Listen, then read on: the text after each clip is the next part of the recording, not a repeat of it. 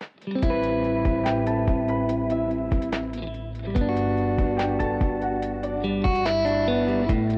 to Matcha Morning Club, a cozy lifestyle podcast hosted by your two favorite besties, Alexa and Victoria.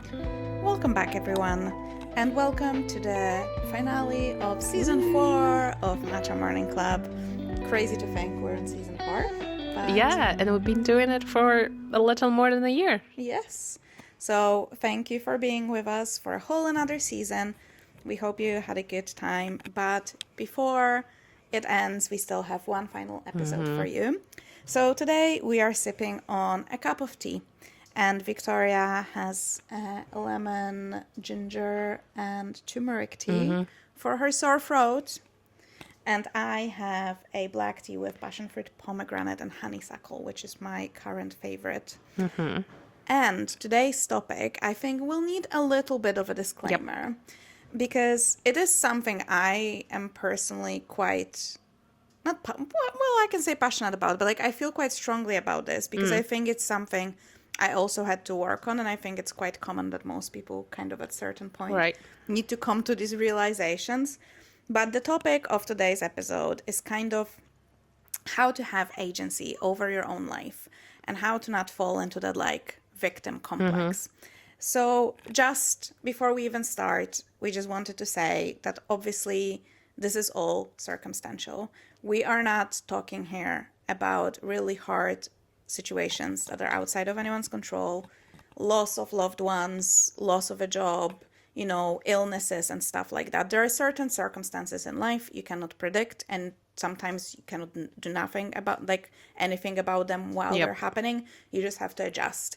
And they can be very traumatizing and very difficult, and you might need a very long time to recover. So just so it's out there, these are not the situation we're talking about at all. This is all understandable. And so if, you know, you're going through something really hard or something really outside of your control, this is not about you. This is not for you. But having that out of the way, I think we can start on what we really want to talk about.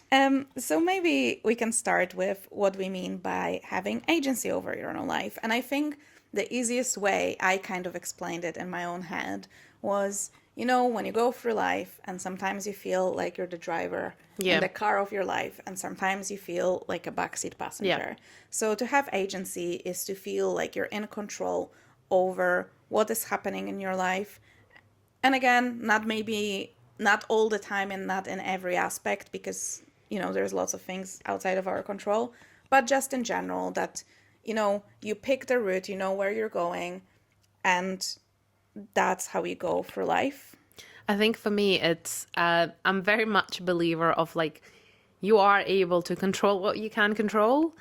And it takes like sometimes years to fully let go of the things, and you know the things happen, you know, you lose jobs, I mean, for example, let's think about COVID. Like who on earth knew that would happen? And obviously that was outside of everyone's control on this planet, but it's the parts you can control about your circumstances, or at the very least your attitude about it. Because, you know, sometimes there are times when something happens and it feels like you can't control anything. So the last thing you can is your attitude and your kind of like feelings, and how you then process it is what you can. That is very true. And I think it's a fantastic example as well, because it just shows you how really adaptable we are as humans, because this thing was just dropped on us and it was crazy. And like, even now, you know, when you look back, it's like, wow, it feels like a fever dream that did it even happen.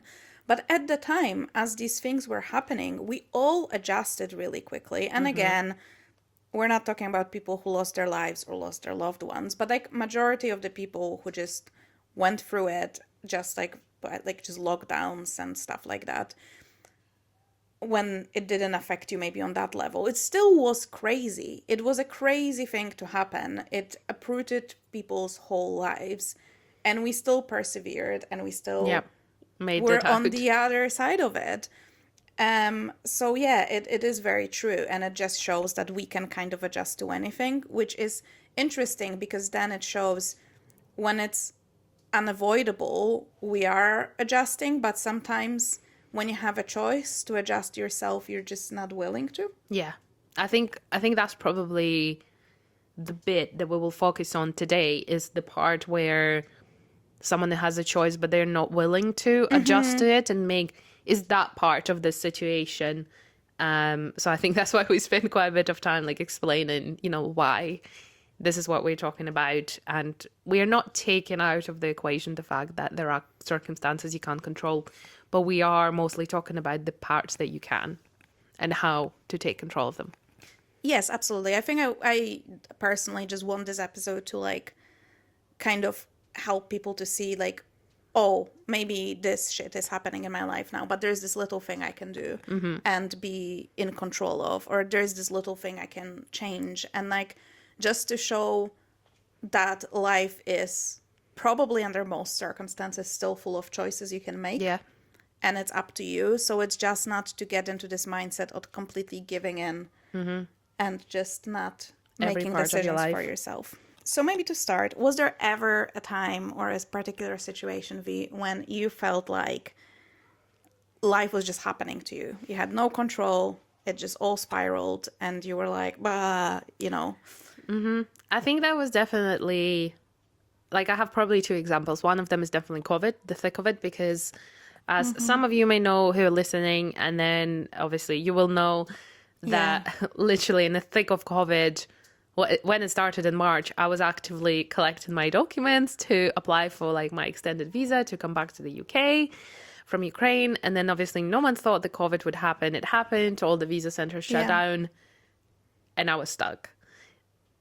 And obviously at that time, like no one knew when they would reopen. Like it could have been a year, like it could have been a few months. Like no one literally knew. Thankfully, it was like 3 months later that everything reopened. But that was probably the time where I was like, okay, well, I'm just, I guess, going to have to suck it up and move on. And there wasn't much to do, as you guys know, during COVID. Like, people didn't work. A lot of people didn't work. I was doing this, that, and the next thing. I was doing a fair bit of like volunteering, like online, offering courses. I was working out twice a day. I was just like, okay, so what can I control? And I've decided for that to be my mental and physical health, so that I don't completely lose my life, like my head and my life within myself. That did come with like a certain part of the stress, because I started losing my hair. I was like very stressed about when and what and etc. But I tried to keep the control over the rest. And then I guess the second example of that was actually earlier this year, because my family dog and my granny died within a day of each other. And that all happened when I was probably having some of the best time of my career. It's like when everything is great, but then these completely unexpected thing just like knocks you down and you're like, what the hell? But I did feel like I've dealt with it a lot better than I have with COVID back then, because I just knew, well, this happened. I can't bring them back. So I will be navigating the grief as I am navigating some very exciting times in my career and personal life in general. And that to me was a conscious choice. I have given myself a week to be, well, I don't want to say a week to be weak, but a week to feel things and to allow myself to process it a bit better. And obviously, like grief does not last for a week, it lasts for years. Yeah. So it's like I've allowed myself to feel as much as I wanted to feel. And then I started focusing on other things and the things that I can control, with a little cry here and there, basically. That's probably two of my examples where I felt like stuff just happened to me. What about you? I think I might talk about, so my previous relationship, it lasted 5 years. And, I'm sure some people will definitely relate to it. When you're in a relationship and nothing bad is happening, like, honestly, what a nice guy, and, like, I wish him the best. But it kind of, the relationship just ran its course. And it kind of was unfortunate because it was around the time we moved to England. And I feel like, it felt like life was happening to me. Yeah. I was like, I'm in this new place. I remember still that when I was moving there and I went on the train and then I got the bus and like it was like an English countryside and I was on the bus and it was like such a like squeaky, creaky bus and it was going on these roads and there was nothing but fields and sheeps and I was sitting and I still remember looking through the window and thinking to myself, what the hell have I done? Yeah. Like what is like why am I here moving out of this awesome city to this? And you know, like it's been a very interesting period of my life, but I think with relationships especially, unless something like, well, things can happen drastically, but in my case I think it was just like we're just like sailing Yeah. and it was just like Let in the going wind. and yeah, like none of us wanted to actually pull the plug on it because there still was like we still liked each other. Yeah. We still had like we didn't love each other but had love for and respect for each other. Yeah. So it was like it wasn't awful. We're like flatmates. We knew each other very well. So it was a certain level of comfort to it. And yeah, it was really hard to make that decision. And like sometimes I thought to myself, like, I wish something had happened. So I had like a like bulletproof reason to do Yeah. it. And then eventually, obviously, we split up. But and it was still hard, but it was for the best. And I think it's just insane. Like, you know, how long I kind of let it like float. Yeah. And I kind of think to an extent that like if none of us actually got the courage, we'd still be together. Yeah, I was gonna ask you, like, do you think, you know, if you hadn't pulled the plug? Yeah. We would probably be just like whatever, like mildly unhappy. Yeah. Yeah, it's weird, but like it's I think a lot of people are like that though. Yeah. And like kind of luckily, like I guess I surround myself with people who don't do that. But I have, you know, sorry, I have like a couple of people in my circle. They like kind of keep going from one thing to another. And I'm quite often confused. I'm like, so what are you doing? you go where the like they go where the life takes them. Yeah, kind of but thing. it's also like changes on a weekly basis. Oh yeah. So I'm just like, so sorry, like confused. Like, so you're doing this week, but then next week they're telling me they're doing this big thing. So I'm like, so which one is it? You know And what? what's confusing? Do you know what I think it is? I think, in my opinion, there's two factors that very often play into these things. One is your upbringing. So people where parents very often out of very deep love try to do everything for the child. So And the protect child them. yeah, so the child never makes their own decision and then face the consequences, be it good or bad. Those people grow into adults who are completely unable to like make a decision because they don't know how Yeah. to, because they were never taught it even on like a, because you know when a child is small you can get them pick like, okay, you pick, like we're going for ice cream, you pick Yeah. your flavor. It goes from very small things and it obviously like you adjust it with Yeah. age.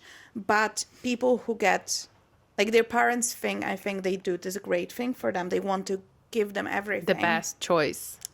but unfortunately it doesn't work like that. And the second thing is, you know, I think it's called like a sunk cost fallacy. Yes. So obviously if you put a lot of time into a relationship, into your studies, into a job, it's easier to stick with it than feel, because then people feel like it was wasted. And like, oh, I wasted so much time on this relationship, I wasted so much time on this job, I wasted so much time on like these studies, and it got me nothing. But I completely disagree, because I think everything, when you look at everything like it's a lesson, like how would you know it's not for you if you didn't try it? Yeah, I think it's always... It's a little bit of like that Eastern European mentality sometimes, I feel like, in my mom in particular. Because I remember I had the conversation about changing a job, and I respect my parents' opinion because they've had great careers. So I quite often would want, like, I always make my own decisions, but sometimes I just want a little bit of like a validation, of like an agreement, you know, do they think I'm doing the right thing? Yeah. And I remember phoning my mom and being like, I'm considering changing a job, la la la, these are the terms, this is this, the next thing. And she's just like, well, what, is something wrong at the other one? I was like, well, not necessarily, but it's the new, there's better circumstances. And I remember she said, well, maybe just stick around there for a while. Just let it happen. And I was like, well, but I don't want to let it happen. You know, it's like, I don't want to let it happen to me. I'm the driver. Exactly. And I have this decision to make, so I need to make it. And it's kind of like, you know, I think there are sometimes things of like, you might be in good circumstances that are happening to you, and you have the opportunity to make them even better, but you're not, because you're like, I'm just going with the flow. Yeah. Kind of thing. And I think sometimes, quite often, even here in the UK in general, you speak to people and they're like, yeah, I'm just going with the flow. I'm like, what does that mean? The thing is, someone always makes a decision. So if you don't make a decision for yourself, someone else is make a decision for you, basically. And, you know, don't get me wrong. Like, obviously, there's like job hoppers and people who cannot stick to a job. But I'm the same. And like, it also depends. I think it's a very big personality thing. Because my mom is like that as well. Yeah. But I don't know if it's came from obviously like that post-Soviet thing that like if you got a job and it's like hold on to pays it. and it's stable, you stay in it. And it kind of like obviously they never adjusted. My mom's retired now, so it's like they never had to adjust to how the market is now, and like, especially in a Western country in a big city. So it's like you cannot compare it. You cannot compare the two. And like yes, if you're in a job that is decent and you're like, you know, the people are quite nice and the pay is okay, and an opportunity comes along, it might be scary, but like I always ask myself, I was like, would I, like I was stressed. I just changed the job recently. And even though I knew deep down this is the right direction for me, there was a part of me that was like, oh, I know all the people in the office. I know the commute. I know all the office rules. I know, like, you know, I feel very comfortable. Yeah. Comfort zone. It's comfort zone. And I was like, the problem with some comfort zones is your comfort zone sometimes might be hell. Yeah. But you're used to it, so you make it your comfort zone.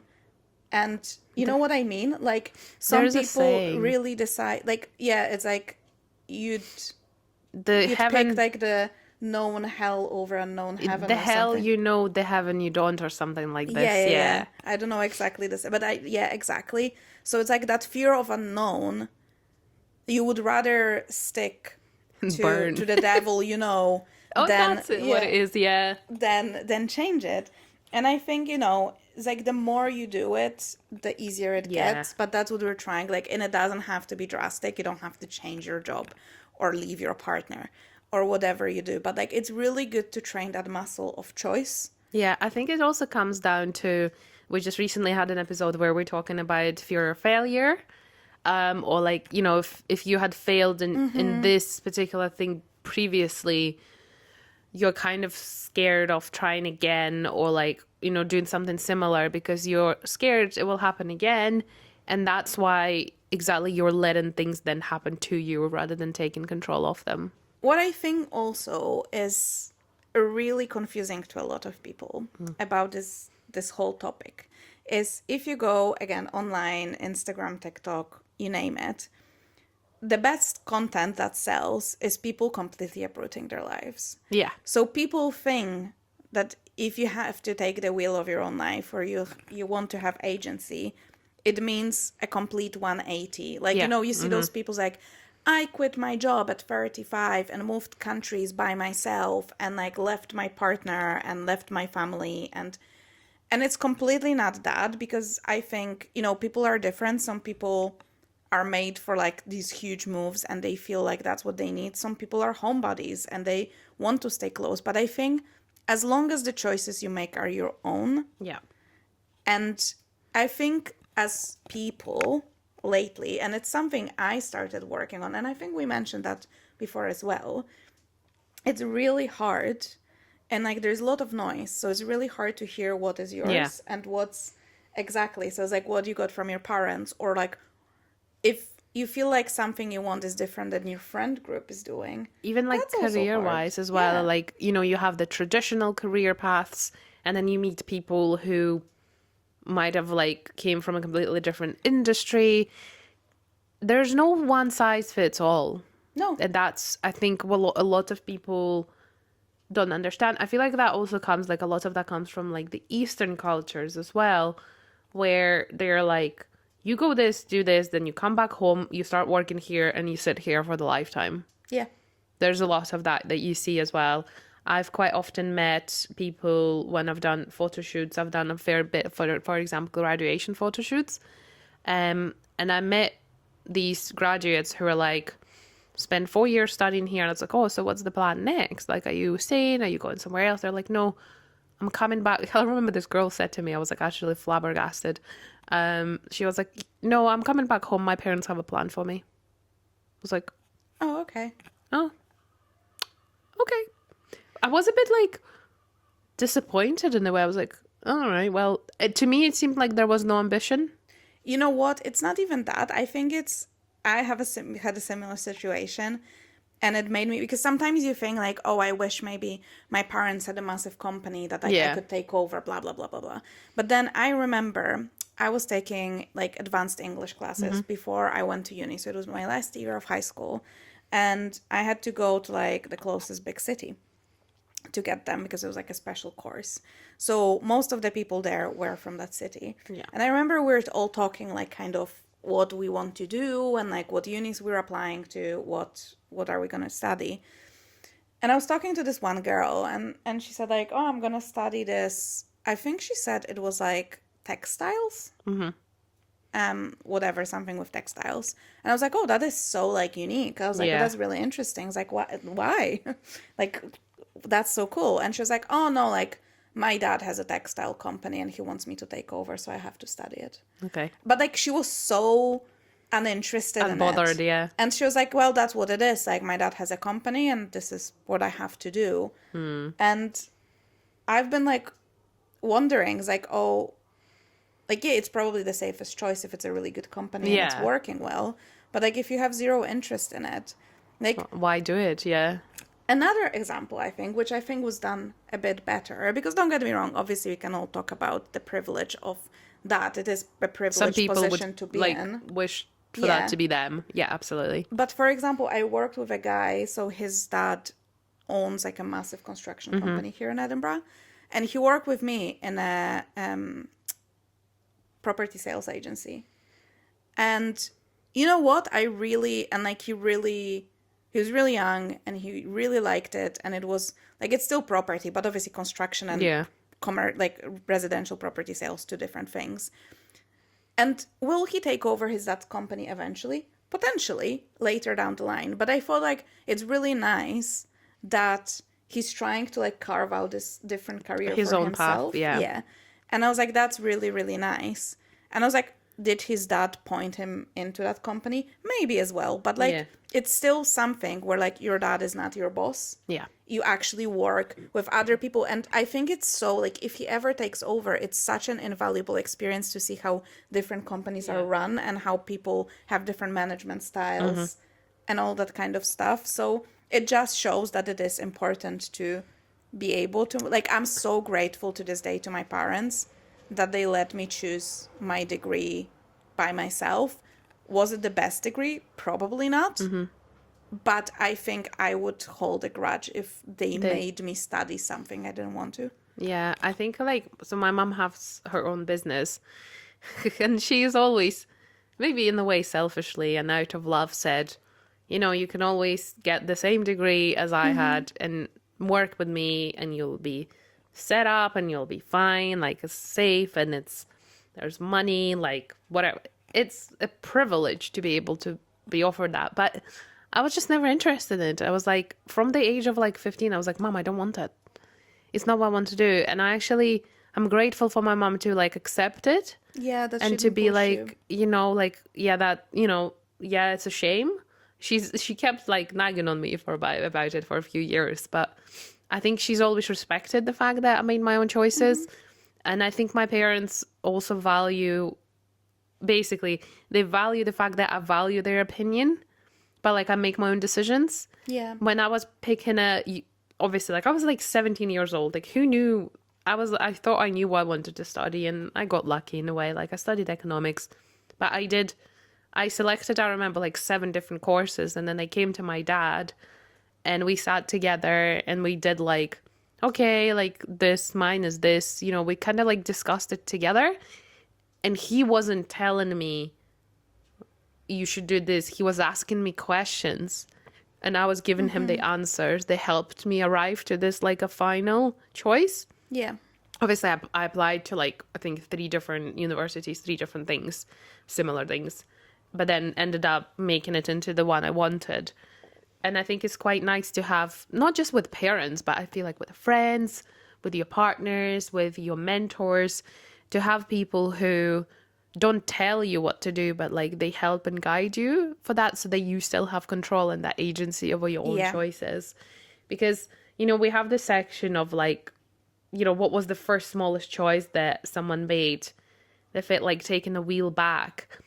I feel like I'm in the way of a wrong person for this because feel like I've always had the wheel.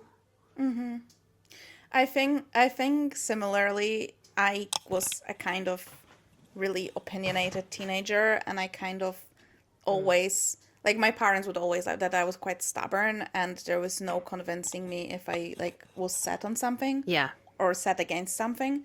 But they also, you know, they let me choose things, Yeah. they let me decide things, and even sometimes against maybe what they would do. Yeah. But I always like, this is like the biggest thing that I'm so thankful for, because it let me like, I think it made me into a better adjusted adult. Like I think I deal with changes pretty well now as an adult, and like even when like I still get like anxious thoughts, like don't get me wrong, like I said, like even going into this new job I was still like, oh my god, like I had like anxious, but I know Yeah. how to deal with them. And like that's the thing as well, even when you get to the point when you feel like you have agency over your own life, that doesn't mean you're never going to be anxious, that you're never going to be questioning your decisions. Because also making a decision, you never know, like you cannot predict the outcome all of the time. It's like if you're marrying someone, you don't know what person they're going to be in 5, 10, Yeah. 15 years. So it is a gamble to an extent. But like, as long, I think that is always my thinking. I would rather be angry at myself for making a choice than be really upset with someone else for making it for me. And I think it's such a relationship ruining situation, because I know I would like hold a grudge. Yeah. But like, but I think like, so basically, if someone makes a decision for you, then you're angry with that person because they made quote unquote wrong decision Yeah. for you, and you're angry with yourself because you let them make do the that. decision. And it's like, it's a mess. It's better to be like, you know what, I made this decision and I learned it's not for me, so I'm redirecting the course. And I that's think it. one of the, because obviously there are probably people who are listening to this and who might be like, you know, no one makes decisions for me. I have the wheel. Now, I think I'm having a good thought. I feel like it's being a victim to the person that you used to be. Oh yeah. So, because obviously it could have been like a Victoria who made a certain decision a year or 2 ago. And I just would hate for people and myself to still be a victim to that decision that no longer serves you 2 years later. Because we change. You know, we made a decision, then we changed. And I think is finding the courage to, again, I guess, take the wheel back or make the turn from the person that you used to be. Mm-hmm. And that's probably the hardest part, because it's recognizing that who you were or who you're trying to become no longer serves you. Yeah. And making that turn, basically. That is so true. I think, I think it's easier to spot when the decision making lies with someone else and you can kind of cut that off. Yeah. But to realize it's like an old you, for example, or That you're the problem. basically you're the problem, but also people, I don't know, like I see it on the internet as well. People, as in like general public, feel like they react really badly to people changing their mind. Oh my gosh, it's like it's a taboo or something. Yes. It's so weird. And I'm like, why? I was like, that is like a crucial part of life. You make a decision, or you say something and then you learn and you grow and then you change your mind, or not. Some things we don't change our minds You on. know what? I personally think that someone who has changed their mind and who has recognized that is one of the best things a Yes. grown ass adult can do, is be like, yes, I've changed my mind. I've maybe like learned something or educated myself on something. And I'm openly telling people that I was wrong or my opinion has changed. Because a lot Yeah. of people, again, are stubborn and be like, no, I was never wrong. It's just whatever is different. No, I think it's such a sign of a mature human being who can do Yes. that. Yeah, because a lot of people will change their mind, but they will still kind of try to, They will say like, I've never said that before or something. like go on the circumstances. Yeah. I was like, oh no, like it's not that I don't agree with what I said before, but like the circumstances change, so like, Yeah. and it's like, yeah, I agree 100%. And like we have this saying in Polish that only cows don't change their mind, and my dad always used to tell me, and I Yeah. kind of am grateful, because he was always like, never say never. Yeah. Only cows don't change their mind. Like, Yeah. you can change your mind. People change their minds. People change. Yeah. Period. And yeah, it is so important to also just make peace with the fact that we're changing as humans. And the more experiences you have and the more people you meet. Yeah. And like we were even talking earlier today about like people like talking about their experiences that we don't have, and we're like, oh my god, like I never thought about this. It's so eye-opening. So I think it's really stupid to say you will never change your mind. Yeah. People who are like so dead set on as like, I'm doing this and I will never ever change my mind, you're putting yourself in a cage. Yeah, absolutely. It's a cage of your own making. And you know, it's really, and I think it's much tougher, like you said, to get out of it. And it's funny, I said it actually to my friend in a conversation about, like, we're discussing a situation. I was like, the thing with cages of your own making is the door is always open in that cage, but you're so stubborn and stuck in it that you would refuse to go out through the door. Because like the people can you put you in the cages, and that cage might be really closed, but like the one you make your own, you always have a way out of it. Yeah. So it's really, really tough situation, and you know, the recognizing of that. But like I think I wanted to mention, and I think maybe we can talk about a bit more actionable tips. Yeah. And it's one of them, I think, especially now being a bit older, that I see that people in general, I'm generalizing, I know, that people in general really don't know themselves. Yeah. We spend so much time getting to know other people. We spend very little time getting to know ourselves and kind of getting to the bottom of who we are and what we like and what we want from life. And because sometimes it's not even, people think, so like for example with jobs, people will say, oh, I would like to be an influencer. But then it's we were in Dundee a couple of weeks ago, me, Victoria, and our friend Sana, and you were talking, you're both influencers, I don't know if you want to, or content creators, but you create online. And you were having some conversations about like the industry and things. And I was sitting there and I was thinking to myself, oh, I don't know if I'd like that in my life. Like it sounds, there's parts of it that sound absolutely fabulous and there's great perks to it. But there's obviously, so people often think very superficial, like I would like to be XYZ, but they don't think about the lifestyle. Yes. So it's like, well, someone will say like, oh, I would love to be this like top-notch lawyer in like New York, but like, yeah, that lawyer works like 16-hour days. Yeah. Is that the lifestyle you'd like? I think maybe asking yourself, They like the paycheck, not the lifestyle. exactly. And it's like everyone likes the paycheck. The big paycheck is nice, but like there are trade-offs. And I think thinking more in like how I would like my average day to look like can give you much more clarity. So that would be my first step. Yeah. If you're kind of, you're like, oh yeah, I want to have agency of my own life, but I don't even know what I want. Think about that. Like sit down and really think, how would you like your average day?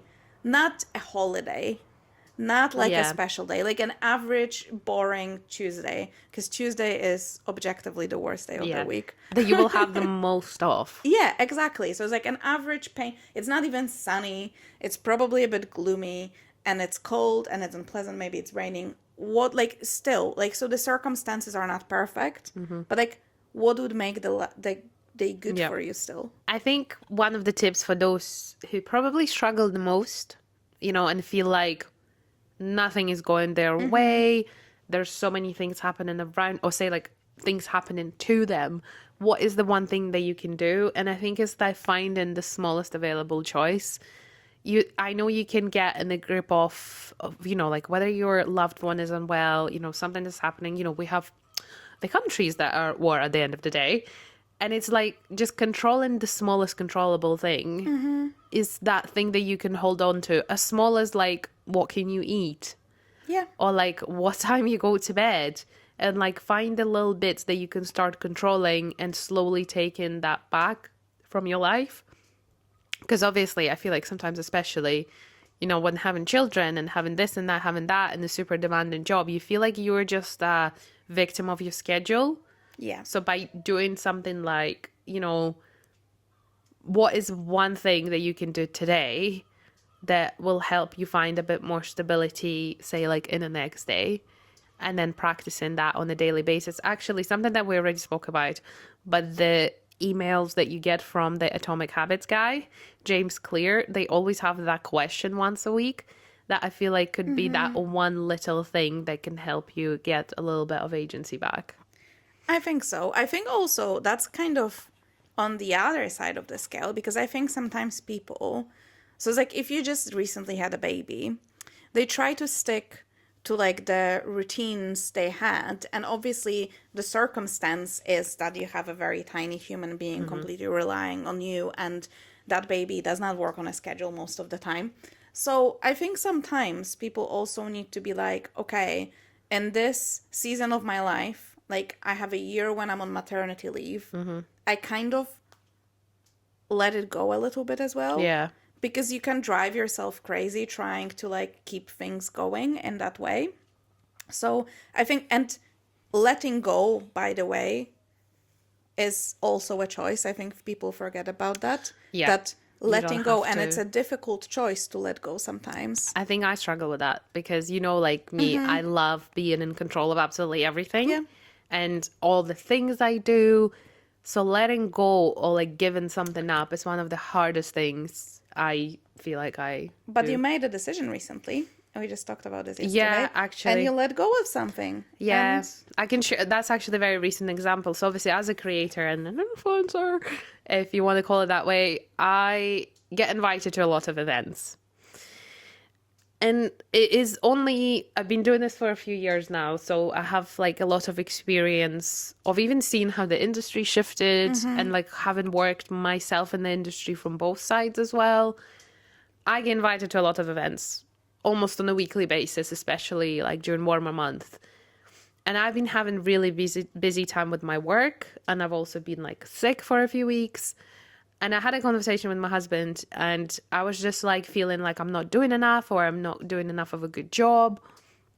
And he said to me, I was like, well, you go to all of these things, but which ones of them actually matter to you? I'm like, well, actually, not that many. yeah. Like the content that I do most of the time does not correlate with the events. So it's kind of like, why am I giving away my free time to the things that don't even benefit me or my account? I mean, obviously, like, it's fair enough if it's something that I really personally wanted to do outside of the account, that's fair enough. And I was like, wait a minute. Yeah, I'm sacrificing like 3 hours of it out of my evening for this, but the benefit is not worth it. And you don't even want to do it that much. Yeah, you don't want to do it that much. You're just Yeah. trying to keep, I think it comes down to like trying to keep other people happy. Yeah, people pleasing. Yeah, and I've decided that, you know what, I'm now not only going to do like probably like one, maximum 2 events a week. 'Cause obviously summer season is really busy, so there's a lot of stuff going on. But also I'm going to really like think about it and see, what am I going to get out of this? Because it's always a transaction. I'm giving them my time, they're giving me something in return. So this is how I'm going to treat it from now on. And I've actually said no to quite a few things for the next 2 weeks because frankly, I have my own shit going on, guys. Like, Yeah. there are so many things that I would rather do than going there and people pleasing and actually not really getting anything out of it. On that note, however, I've just opened up the latest email from James Clear, and I think it's absolutely perfect for this Okay. episode because, so obviously, I think I've said this before. In the email, you get like 3 thoughts from him, 2 questions from others. Sorry, 2 thoughts from others and 1 question for you. And this is literally, it's like it's been written for this episode. So, when you find yourself feeling stuck or beginning to dwell on what you can't do, regain control with the simple question, what can I do? Stunning. And I feel like it's fabulous because, like, yeah, like when you don't know like what you can't do, just pick that one thing. Like, can you have a control over what you have for dinner? Yeah. And then every day, just like for the next week, ask yourself that question. What can you do? Yeah. Or even it can be, okay, you don't like your job. You want to change the job. You just want to quit the job, in fact. Yeah. But you cannot quit the job because you have a mortgage and bills Yeah. to pay and stuff. But what can you do? Can you fix your CV tonight? Yeah. Sit down and update your LinkedIn tonight. Can you set it to like open for work? Can you reach out to one person and be like, hey, do you know any recruiters? It doesn't have to be this massive thing. Like we said at the beginning, when you're uprooting your whole life, it is those small actionable steps that you can take. And I think we sometimes overwhelm ourselves because getting a new job sounds like a huge thing. Yeah. But updating your CV sounds like a half an hour job. Yeah. So just splitting that up. Another like tip from me, and I think that ties with it very nicely, is to be careful of the language you're using. So, you know, we very often will say things always, things never, Yeah, I'm bad people for that. always, people never. I have to, I cannot. And we focus on that. But like since I started especially doing a lot of gratitude journaling, I try to change, for example, I try to change to I get to. Because that completely changes. Yeah. I was like, oh, I have to go to work. I'm like, I get to go to work. People are fucking unemployed. Yeah. People really want jobs. People are desperate for jobs and a stable salary. And I get to go to a job.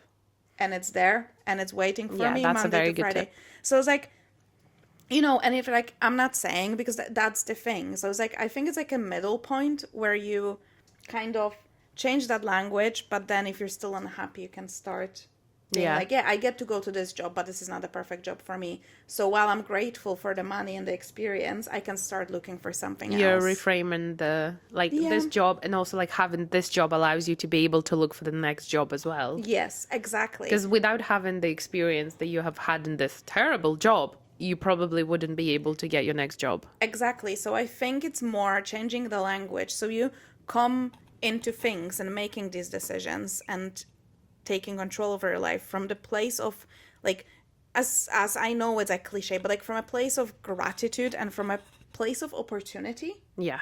than a place of desperation and a place of, oh my God, like I'm stuck here and like nothing's ever possible for me. And this like mindset of like this victim mindset really is like, oh my God, this is all so bad and nothing will ever change. Well, yes, because you're stuck in there and Yeah. you don't want to let yourself out of it. One of the other things that I love, which might seem a little bit harsh to people, is just say you had like a negative period in your life and maybe it still continues, and it's all about changing your attitude to it. I sometimes, like, I'm very visual and I love imagining things in graphs and pictures and everything. It's about separating of what's happened to you now to what happens to you next. Because imagine yourself as just like a simple line, and it's your decision to put like a break in that line Yeah. to start the new journey, or like whatever that journey may be. It can be a very simple journey. It can be you starting, I don't know, going to the gym, or starting going on walks every day, or starting cooking at home. It's like you don't have to essentially like pretend that what you've just went through was hard. or like, sorry, wasn't hard. It's just like you're making the choice of now changing it and making it for the best. I'm very much like, I say this to my husband as well.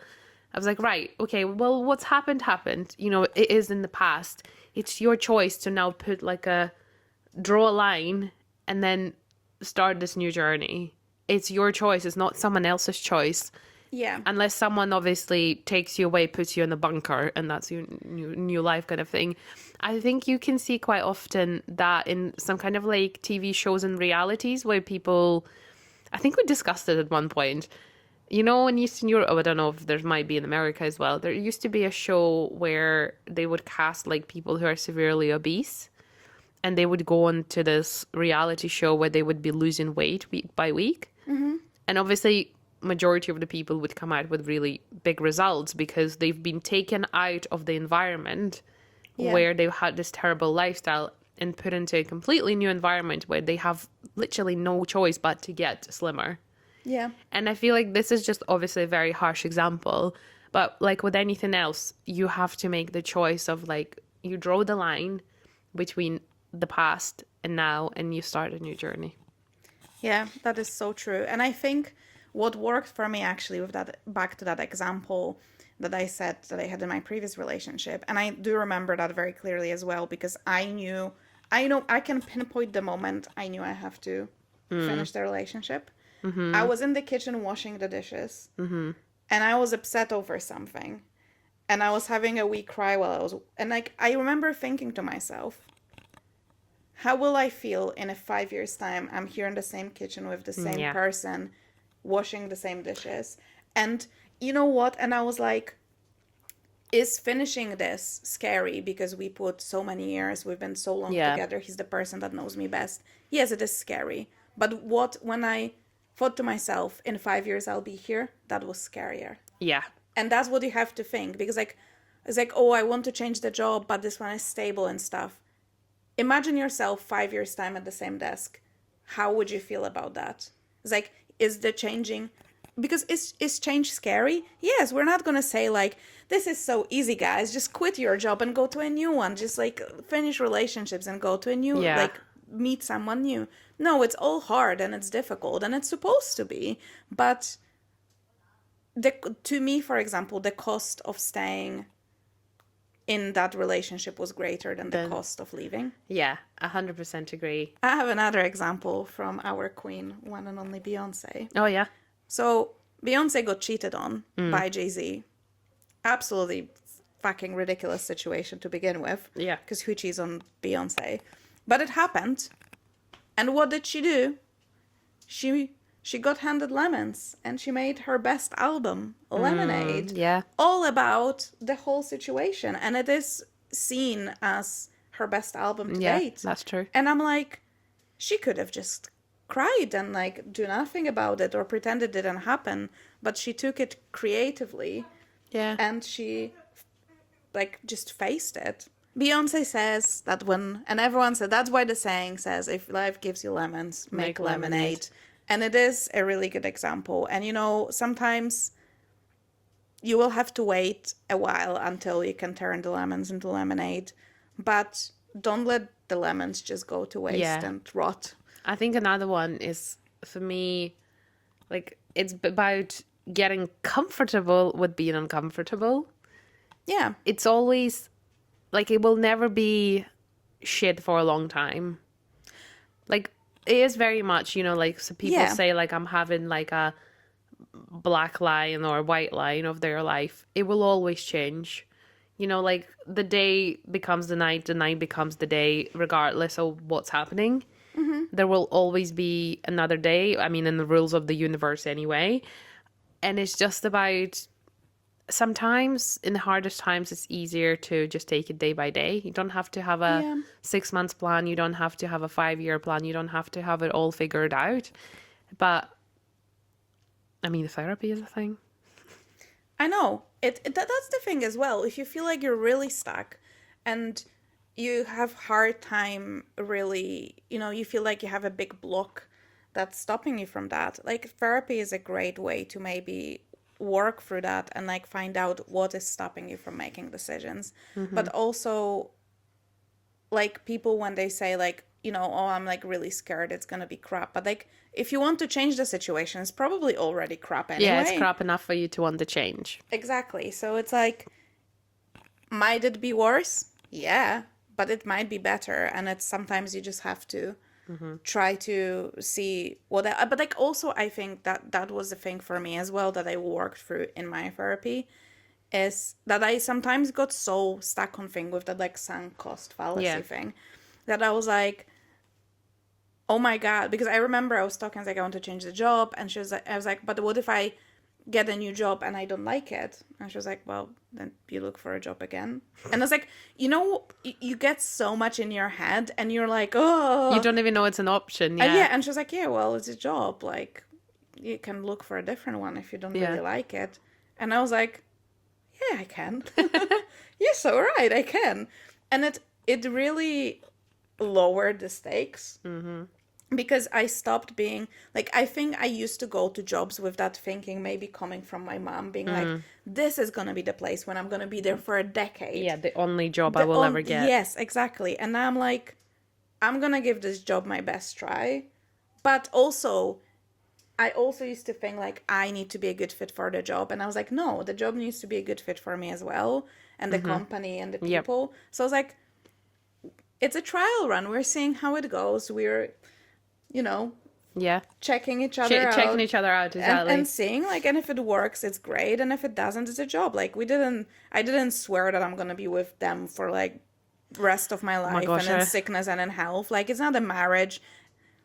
Even a marriage can end. Like, you know what I mean? Like, we put this pressure on because we put this pressure very often on ourselves of things needing to work out. And I think, like, being scared to admit to people that, like, oh, I changed my job, but actually I didn't like it. Yeah.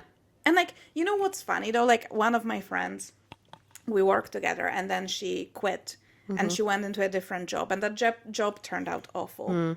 So she left that job and she was like, I just really didn't like it. And then she went to another job and she also didn't like it. And then she landed in her current job, which she really likes and is really good fit for her. And like, I actually, when she was saying all of this, I didn't see it as something that was like, oh my God, like she cannot make up for her mind. Look at her. She went to a different job and it was worse. I was like, actually, look at her knowing what she wants. She went to the job. She didn't like it, so she changed it until she found a place where she's happy and she is thriving. And I was like, there's no shame in that. I never thought anything bad of her. In fact, I only admired her for, you know, being brave enough to make these decisions and not settle in places that weren't meant for her. Yeah. To help everyone who feels like they don't have the agency over their own life, we do have a little list of questions that we feel like might actually really help you to get out of it, or at least start thinking of like, well, actually I'm in the wrong place, or I don't quite have control over my life, so here's what I can do.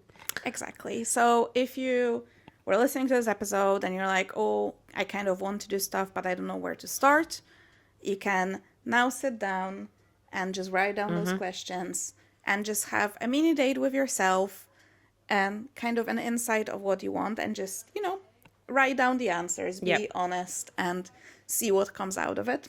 So the first question, and I feel like this is a very, like, the fundamental question from this episode is, where in my life have I been waiting for permission, and who am I waiting for it from?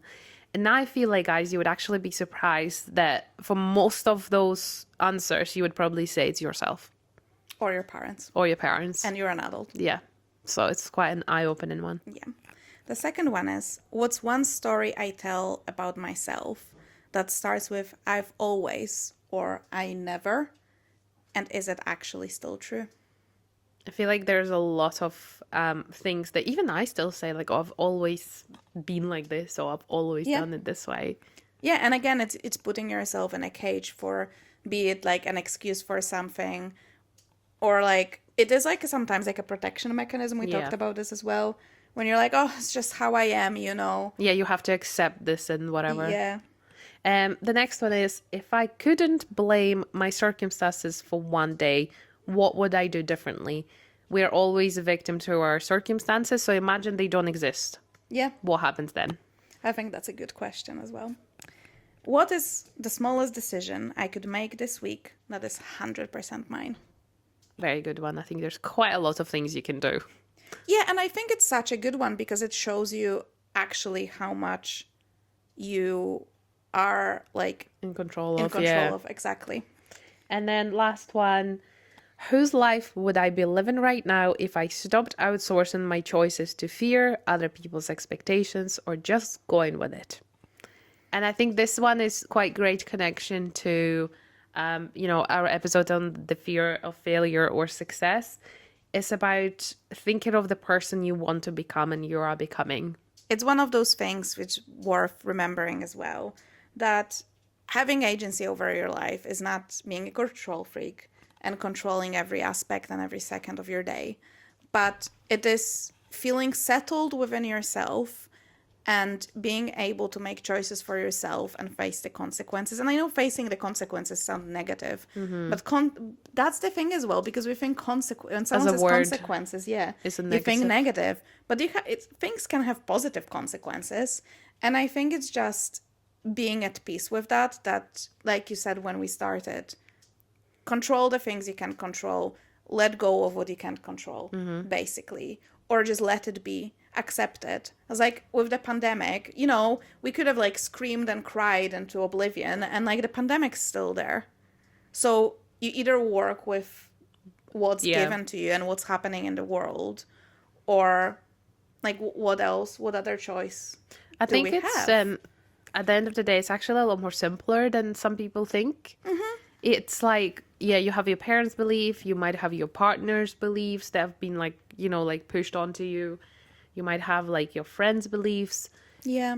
And I think that's why quality time on your own is really helpful because, as you said, earlier today, you need to get to know yourself. Yeah. And that will hopefully provide a lot of answers to a lot of those unanswered questions or a lot of things of like, well, actually, am I living my life for someone else's idea? Absolutely. I think this is a really good ending to the episode and to season 4 of Matcha Morning Club. We are leaving you guys, as always, for a little break, but we will be back in September Yes. with season 5. But I think, in that break, maybe take your time, take yourself out for a solo date, do some journaling, actually, I have a journal that I'll be working through on my break. It's called The Life Designer. I'm pretty sure we can link it down below. And it's meant to be done in like couple sittings, so it's not one of those journals Yep. you do. And it kind of is supposed to show you, like, work with yourself Yep. to kind of discover like what you want, which I think if you like guided stuff that is kind of like structured already for you, that would be kind of cool. So that is my thing. I'm always happy to like discover more of myself. And I think, as we said, we change all the time. So things that maybe I wanted 5 years ago is not necessarily what's aligned now. But as always, thank you so much for your support over the course of the whole season and the whole run of Matcha Morning Club. It has definitely been our best yet. We've Yes. met, well, with our ears, with our mouths in a way, like, speaking to you guys. We know that the numbers are going up, which is great. So there are more of you listening to us. And I have 2 very important things to say before we finish off. First thing, please enjoy your summer. And we are going to leave you for the rest of the summer to enjoy it. And as Alex said, we'll be back in September. Please, if you enjoyed this season, if you enjoyed this episode, leave us a review. And if there are any topics that you would like us to cover, please let us know. Drop us a DM, comment in the reviews, say like, I wish these guys would cover this, and we will absolutely make sure we do our best as well. Share this episode and our whole podcast with your friends, or if you're active on social media, on your stories. We love seeing the love you give us on socials. It's really precious because we are doing this as just 2 best friends. Yes. 2 best friends in the room. They might start a podcast. So it was lovely to have you guys here for this season. I think there was a lot of great words said in general. Yes. And we've got some great feedback from some of those you that we had a chance to meet. And Yeah. Thank you so much for giving us the time.